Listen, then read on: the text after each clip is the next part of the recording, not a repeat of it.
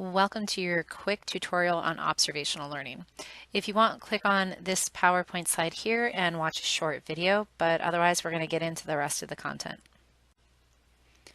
Observational learning is going to be the easiest of the three learnings that we've talked about, the other two being classical conditioning and operant conditioning. This is also known as the social learning theory that was proposed by Albert Bandura. When we look at this, we're talking about something called modeling, and that's literally watching someone perform a behavior and learning from it. So the model is going to be your example, and this is going to be what we consider monkey see, monkey do. It's pure imitation. There is no elaboration or alteration in this. So it's one of those times where if you have a parent that says everyone should wear their seatbelt and never does, the person who learns through observational learning would later in their life say everyone should wear their seatbelts, but they never wear it either.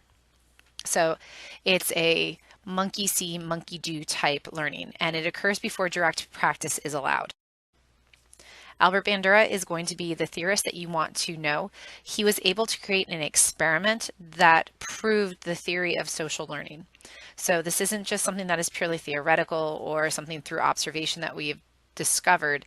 This is something that was put into an experiment and has been proven to have a cause and effect nature to it.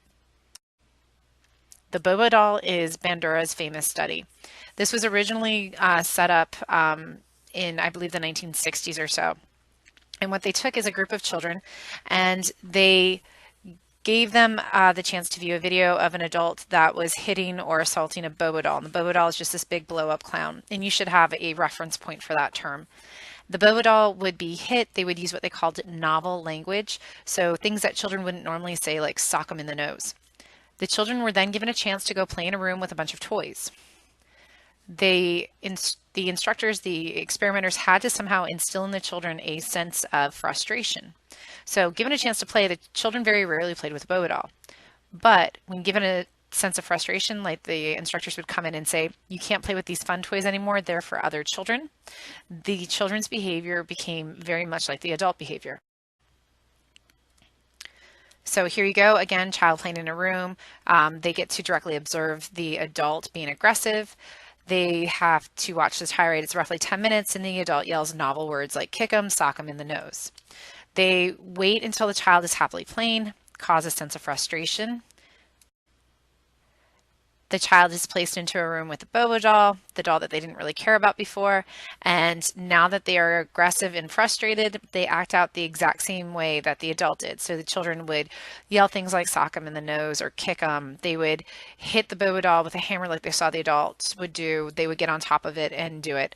The children that were not given the condition of watching the aggressive adult didn't show aggression towards the Bobo doll when still put in that condition. So they were made to feel frustrated, but were never given the video, so they had no behavior to model, and so that behavior didn't show up. So it wasn't the doll that caused the aggressive behavior. It was the children viewing the aggressive behavior that furthered the aggressive behavior. This should link you into the Bandura experiment. Otherwise, go to the link section. Definitely watch the crash course that has to do with learning. It'll be quick. It'll run you right back through classical conditioning, operant conditioning, and it should drop you off right at the very end with Bandura's experiment. But there should be another link to the Bandura experiment there, I hope. But this should link you in. It is Albert Bandura explaining the experiment in his own words, and it's also a really quick Google search that you can do. Bandura then extends his experiment to a couple of different areas. He says, what happens if we reward or punish the model, not the child? So remember, rewards and punishments applied to a person, that's operant conditioning. Watching someone get rewarded or punished doesn't do anything for you. So in one condition, he gives the adult a reward for being aggressive. In another condition, he spanks the adult for being bad. And then in the third condition, it was the exact same condition as what was the original Bobo doll experiment, which we already had research to support how the behavior would impact. The children who saw the adult who got rewarded were extra aggressive. And so think about it this way. If you see someone get rewarded in class for something that you can do, chances are you may not only just repeat that kind of behavior, but you may do even more, assuming that there will be a greater reward. Those who saw the child spanked reacted the least aggressively. Even though they saw the aggressive behavior, they saw the punishment and they wanted to avoid the punishment. And so they almost completely stop acting. This is a great technique that teachers and coaches use all the time. Punish one student or punish one athlete and make sure everyone else sees it, and you find out that no one else repeats the same behavior. This is called vicarious learning, learning by the consequences of another person. In other words, learning by the operant conditioning of another person. So the person who you're looking at, the learner, they're not being rewarded or punished. It is the person that is being operantly conditioned that's being punished or rewarded. But the learner in this case is learning through their consequences. So not through direct personal experience, but just by watching the other person, and they either increase or decrease their behavior off of what they have observed. Things that you need to know. Observational learning is attained if 4 conditions have to be met. 1, you have to be aware of the behavior. So if you were unable to be aware of the behavior, then there's no possible way you can repeat it because you don't know what it is. You have to remember it. So retention's important. You have to be aware of what it is. You have to remember what it is. You actually have to have the ability to reproduce the behavior. So if I said that I will give anyone who can do, I don't know, a round off into a backflip into, I don't know, a triple somersault. I'm really not sure what I'm saying right now, but you guys get this.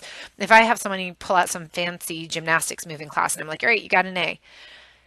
You could pay attention to that and you could remember what it is, but if you don't have the ability to reproduce the behavior, then you're not going to model it. The other thing, if you don't care, maybe you can do that weird combination of stuff that I just said, but if you're not motivated, if you don't care about the reward, you don't care about the punishment, you don't care about any of those things, or you just don't even care about modeling the behavior, if your motivation is lacking, then it doesn't matter, you won't do it. So you have to remember, you have to attend to, you have to have the ability, and you have to feel motivated. This one usually can lead into a really long discussion, but again, we increase imitation when people are rewarded for the behavior of vicarious learning. We like to model people who are liked, warm, nurturant people. We like to model people who we feel like have control over our lives because it in fact makes us feel like we have more control over our lives. We like to model people who are very similar to us in age, sex, and interest because they're a part of our peer group. People who have higher status, if we desire that status, we're very likely to mimic or imitate their behavior. When you're not sure what to do, sometimes you just do what everyone else is doing. That's very common. If you don't have confidence in your abilities, this entire fake it till you make it, you may just act like somebody else. If you're in an unfamiliar or ambiguous situation, again, follow the crowd. And then if you've been rewarded for imitating behavior before, you may more likely imitate. And so it's not absolutes. None of these say that you will. It just happens to increase the likelihood for imitation. Children are capable of observational learning at birth, either appropriate or inappropriate behaviors. These 2 words you need to know the difference in. So when we talk about role models, there are going to be pro-social and antisocial behaviors. This does not mean, antisocial does not mean that you don't like being around people or that you are not communicative. Antisocial in this context means that you perform behaviors that go against society, that are negative or destructive. So an antisocial behavior would be hitting. An antisocial behavior would be backtalking or calling your teachers by their first name. An antisocial behavior might be just general rudeness. It does not have anything to do with you not wanting to be communicative with other people. Pro-social behavior, positive, beneficial behaviors to society. So this might be using manners, this might be raising your hand in class, this might be whatever it might, but behaviors that contribute to desired behaviors later in life. The television piece always seems to come up. There's plenty of federal agencies that get involved in this. So when the FCC would be one of them. There's years and years of research that shows that violent television does have an impact on aggressive behavior. That doesn't mean that we're talking about violent behavior in the sense that people are going to go out and stab and hit and punch, but they've had or have been able to show that it does increase aggression. And so here's just one of the studies of before TV and after TV, the number of aggressive behaviors. And again, when we're talking about aggression, it can be aggressive attitudes or aggressive demeanor, being more negative, but watching negativity has an impact on us. The debate, when we look at this, It increases violence in televisions and movie, increases the likelihood of physical aggression, verbal aggression, aggressive thoughts, aggressive emotions in children and adults. And you know this because if you watch something funny, you're more likely to laugh and smile at people. And if you watch something incredibly violent and aggressive, you might actually feel a little edgy. When we talk about video games, if it's something that you have to interact with, something that you have to engage in, something that you have to play along with, you are going to be more emotionally invested in those events, more so than even just watching a storyline on television. So the correlation between media violence and aggression is nearly as great as that between smoking and cancer. Again, it's not causal. So you cannot say that it causes aggression, but we know that there is a really solid link there. So when people get annoyed with me because I don't let my children watch certain television shows, it's not because I'm trying to restrict their enjoyment. It's because they just don't need exposure to that yet with their very, very young brains.